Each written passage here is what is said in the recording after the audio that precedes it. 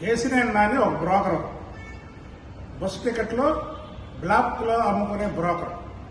పండగలకి పబ్బాలకి బ్లాక్లో టికెట్లు అమ్ముకోవడం అలవాటైపోయి నాయకుల మీద అతనుకున్న అవలక్షణాలన్నీ ఎదుటి వాళ్ళ మీద రుద్దే ఏకైక వ్యక్తి ఎవడన్నాడంటే కేసినేని నాని. కేసినేని నాని ప్రజారాజ్యం ఉన్నప్పుడు చిరంజీవి గారి మీద కూడా టికెట్లు అమ్ముకుంటున్నాడని ఇదే వాగుడు వాగాడు. ఇప్పుడు చంద్రబాబు నాయుడు గారు నన్ను మెడబెట్టి గెంటేసాడని అందరి దగ్గర మాట్లాడుతూ ఇప్పుడు చంద్రబాబు గారు టికెట్లు అమ్ముతున్నాడని కొత్తగా ప్రచారం మొదలుపెట్టాడు. నిజమే, నిన్ను మెడబెట్టి గెంటిన మాట వాస్తవం.